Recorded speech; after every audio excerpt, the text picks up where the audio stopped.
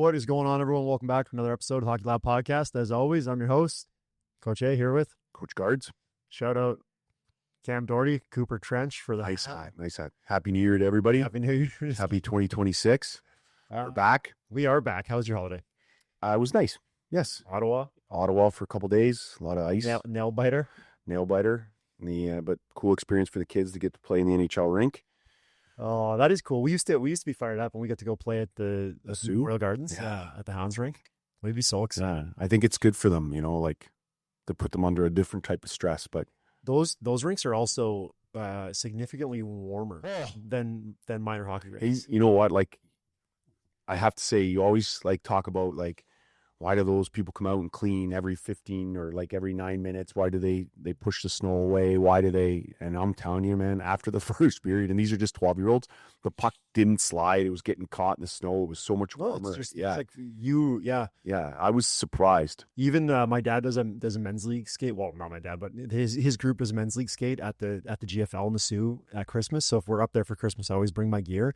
This is crazy. These guys are all in their 50s and 60s. They rent almost 2 hours of ice to play, which is far too long. But it is disgustingly hot. I feel awful every time I play. I couldn't believe the amount of snow and the amount of it got really bad quickly. Yeah. Fody took a puck to the finger, broke it. Almost to his face though. So. Yeah. But it just didn't phase him. No. Drove all the way home, 5 hours. Poor guy. Broken hand. Poor guy. Animal. Yeah. That's awesome. Then World Juniors, which you talked about. Holy, that is turn it down. Yeah. World Juniors, which we talked about a little bit. Spangler, World Juice. Spangler, U.S. collegiate team.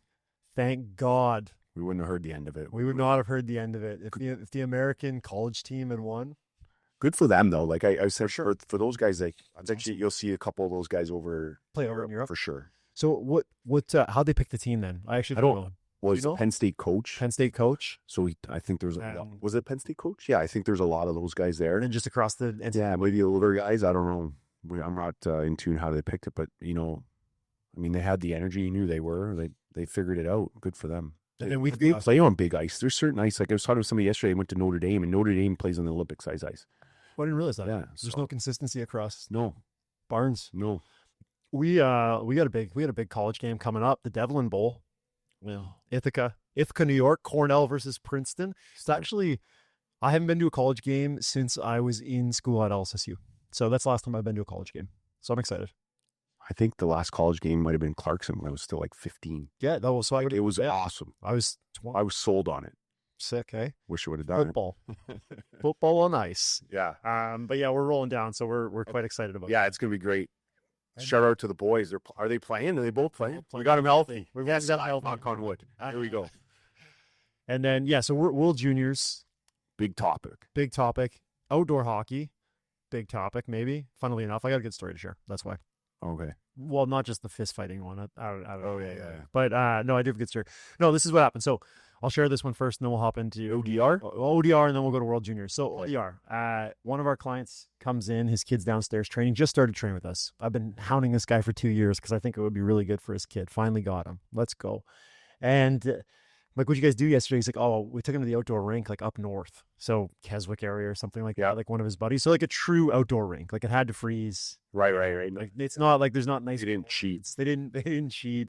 It's snowbanks or it's low. Yeah. That sort of thing. So he's like, and he got in the car and he's like, Dad, that's so much fun. That reminded me of hockey when I was little. And I'm like, you know what, bud? I think maybe you should do that more often. Yeah. Don't you think? It'd probably be pretty good for him to have that feeling more often. And then it got me thinking, I'm like, man, it's a shame that this kid's not old. He's might be a 20, I think he's Beck's age, 2013. Yeah. Maybe, 2013, not 2012. So yeah, he's not old. It's not like he's a pro guy. It's different if you get off the ice and you're like, that's how it felt when I was a kid and having played, 10 years of pro. Yeah, exactly. Because now it's your livelihood. But it's still fun. So anyway, it was I hope more kids get to feel that more often. Go play more outdoor hockey. We have them in Aurora. They've put them everywhere, which is great. I don't think the kids know how to do it right. They get out there and it's I like the competitive, but it has to be organized and they have to toss sticks. But then it's you got to learn to play. You got to keep the puck down, and we have those little built wood things that you slide it into. Slide it through, yeah. You know, it's the same as ball hockey. Nobody plays ball hockey anymore. Oh, we used to do a huge ball hockey tournament. You play every day after school. Yeah. Well, that too. But then, yeah, I was in college. Then even after I moved down here, every single winter, at Christmas, one buddy would organize it. 4 teams. I think 7 guys a team. Yeah. And then big prize after. So everyone would pitch, I don't know, 20 or $30.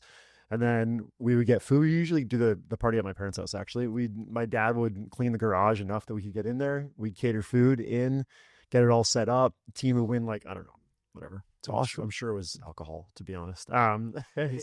As the prize. Yeah. And then we would play for like 4 or 5 minutes. It teaches you like how to play, how to pass, how to move, how to jump, how to tons of fun. Yeah, it's good. It's great in the winter. You get a little bit of snow. You can wipe out, slide around a little bit. If you wipe out, it's not as costly. I know.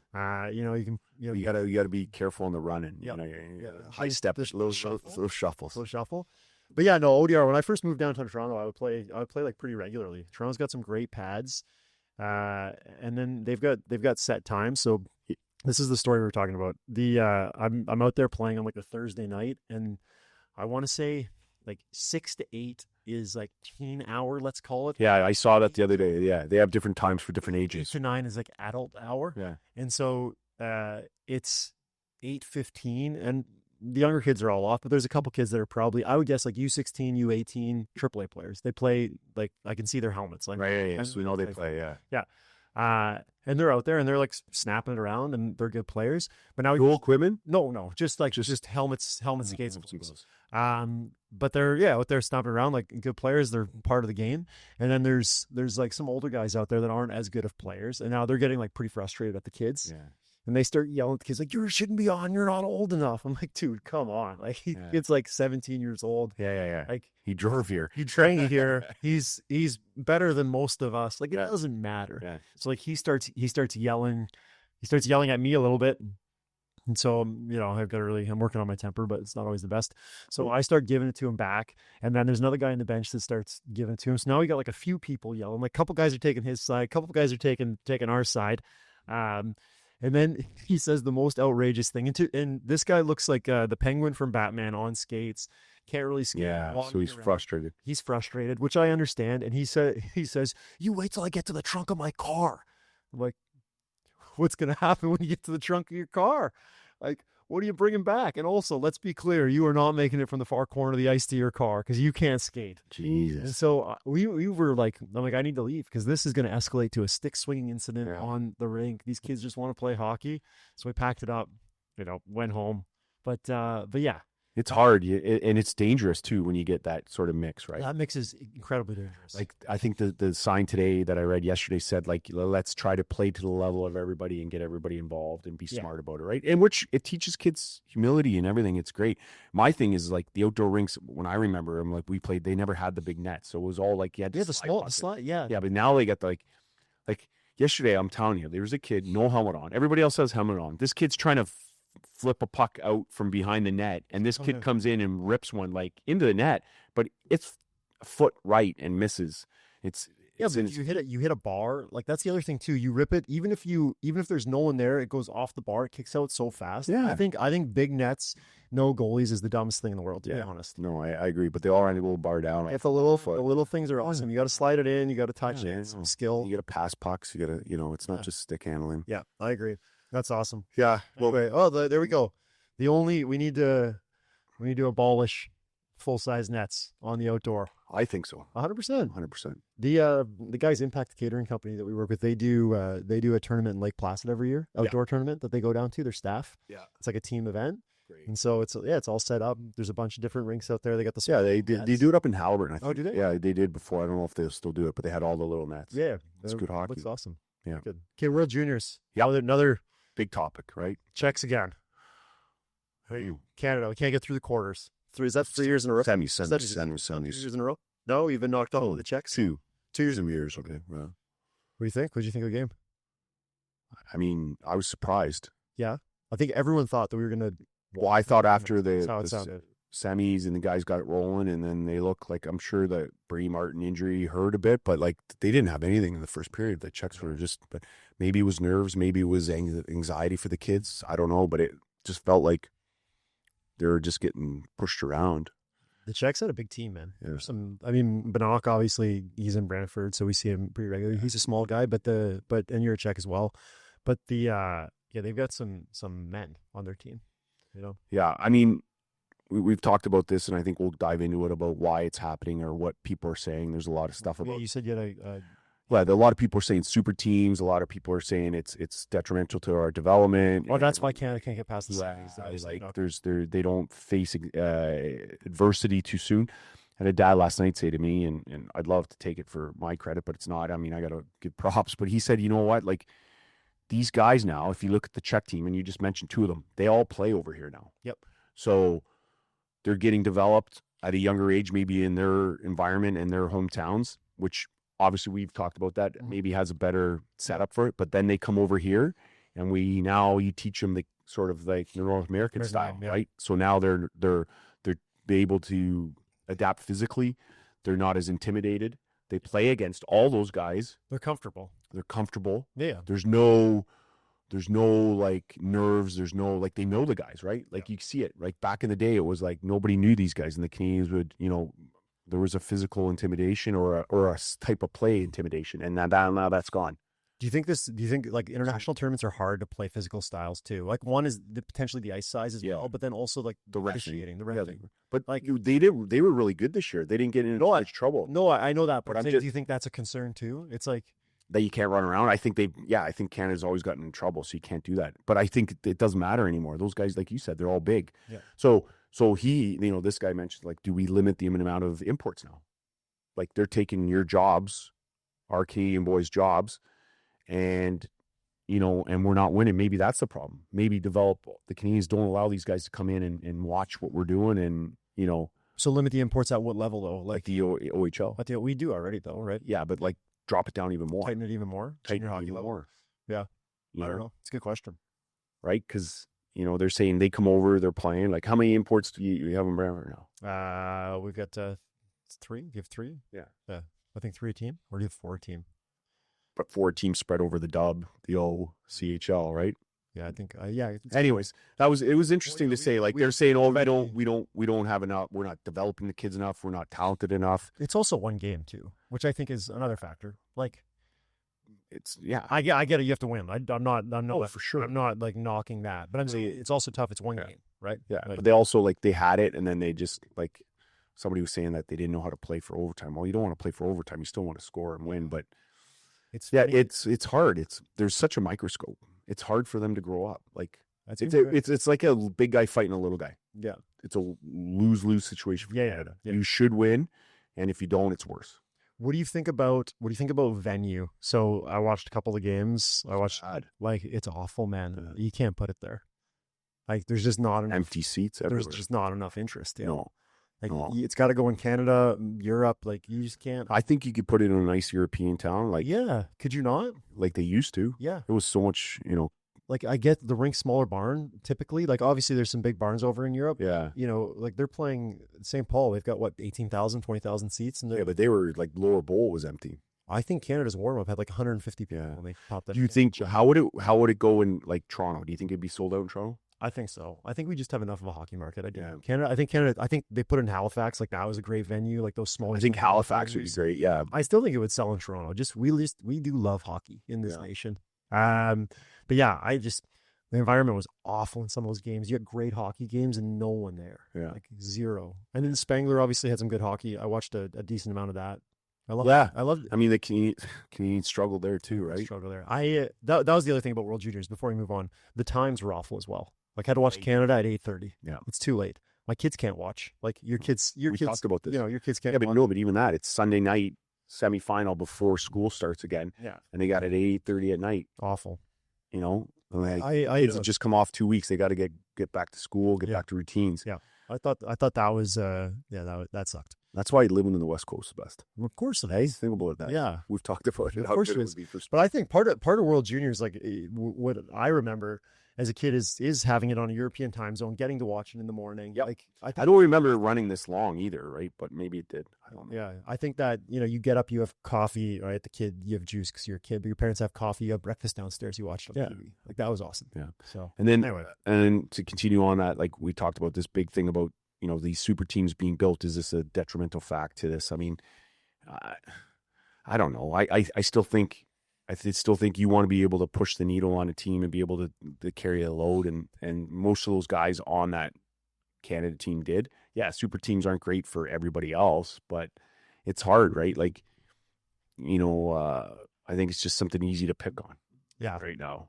yeah. But is it an important factor in your growth as an athlete? I don't think so. I think going through hardships is important. Well, we've talked about how the G and the OMHA arguably have too many teams, right? So we're making a bit of an argument for super teams, like for strengthening the pool.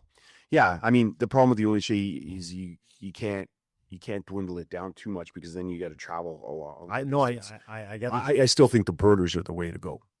Bring back borders, close it back on, Close it back up, hometown hockey back, and then make it not imperative. Like winning doesn't have to be imperative at a younger age. Yeah, no, I love that.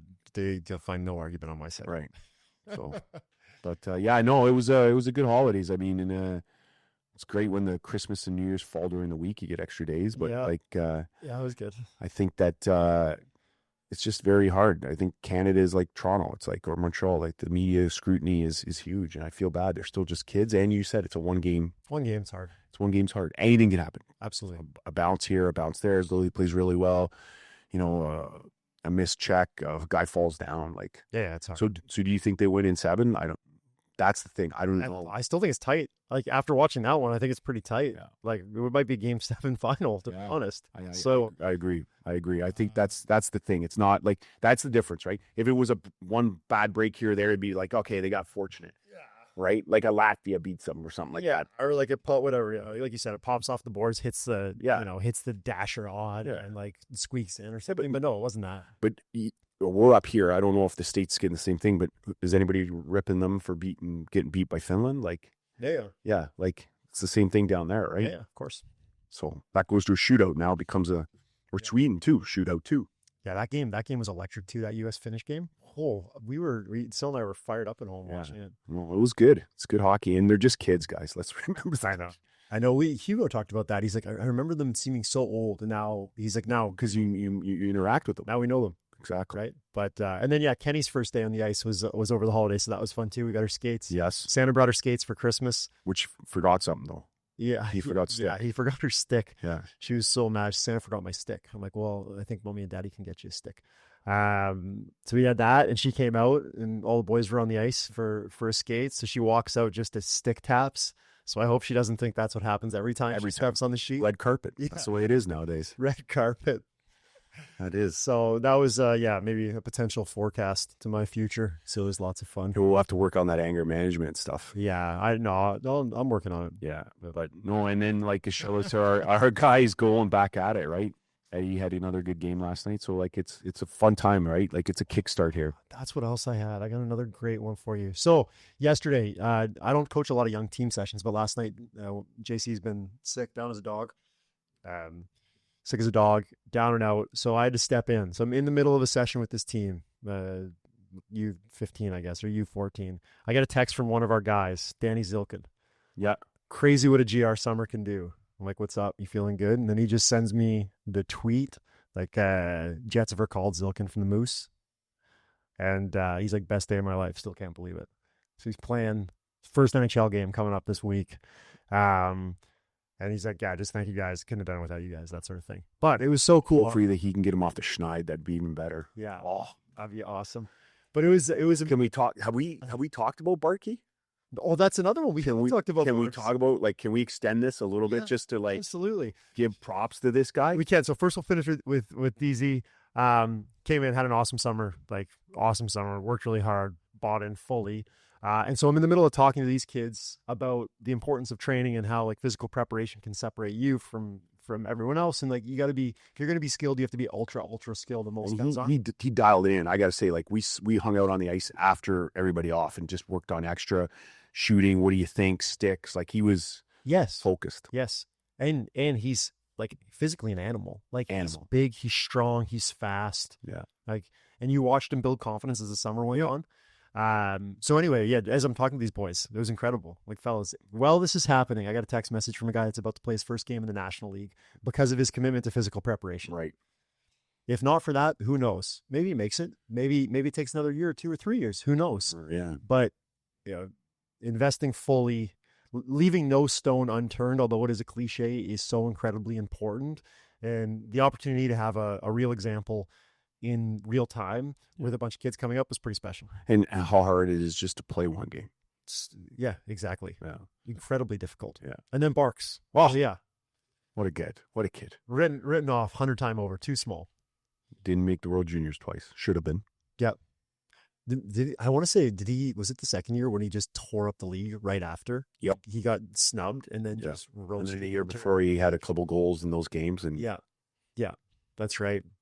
And then gets the call up. Philly's media and fans love him. Well, he had that play like a month ago in the Phantoms when he chased the guy down. Chased the guy down on the PK. Yeah. Like ends up stripping him like almost twice, and then stripped him twice, and then found the guy back. Yeah, finds the guy back door. Yeah. And then goes up. Yeah, but he's playing like PP, he's killing penalties. He's playing with Tippett. Yeah, like man, just a dog on a bone.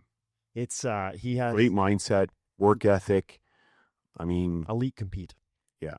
And he always has had elite compete, like borderline too much at times, but like, yeah, to a point where it was, remember we talked about it at a younger age where it was like almost nagging. You're like, okay, that's enough. Like, get over it. I don't want to say like, just to complaining, right? It was always like, blah, blah, blah, and I mean, but it's just the fight in the dog. That's awesome. Did I tell the story? Maybe I was just telling Robs. I was like, we play the games at the end of practices and I gave the puck to the wrong guy, right? It was like bounced off somebody else. And so I threw it back to the other team and it should have gone to Barks' team.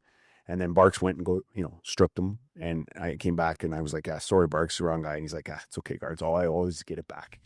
It's like, but like just plays the right way. You watch him, like to kids, like I'm not big, small, doesn't matter. Watch this guy, watch a whole game. And they're all like this. I'm sorry. So we have a little bit of favoritism, but all the NHL guys are like, I watched Gonser the other night in Ottawa. Yeah. 9-1 on the faceoff dog. Yep. That's why he's there. Yep. One faceoffs, killed penalties, plays the right way above pucks, plays the NHL. See him score 5-hole a couple nights ago. Loves the 5. Who was I with? I don't even know where it was. Someone's like, he's got a B-way. And I turned, I'm like 5-hole. And right away it was him. I'm like, it's Otto. His thing is always like, nobody wants to shoot there because it's not a highlight reel goal, but it always goes in. He's probably, I think we go outside of maybe Connor coming down the wing with the speed, going 5-hole. He's got one of the most 5-hole goals. It's, but he told the story about when he was a kid and his brother, like he was getting Cam sticks because they're both lefties.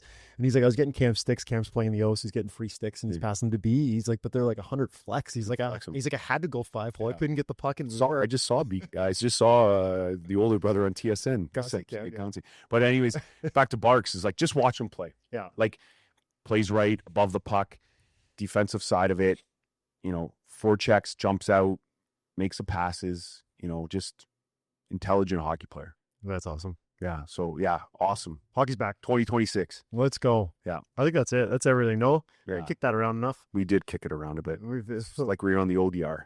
Just slashing it. Yeah. I think that's it. Yeah. We had a couple goalies in here for a few weeks. Dries was in here, which is nice. I mean, obviously not nice that he was here, but having a top level NHL goalie is crazy. Like not a lot of pucks go in. We got to be perfect. I mean, just the way the movements and the special, care that he takes into like all the pushes and the, the setup and where to it's hard. That's why like go to front net, score rebound goals. Yeah, no, because you're not going to beat him on the first puck. 100%. Unless it's got to be perfect. It's got to be perfect. Yeah. So anyway, all right, everyone, have a great week. Enjoy hockey. Enjoy the ODRs.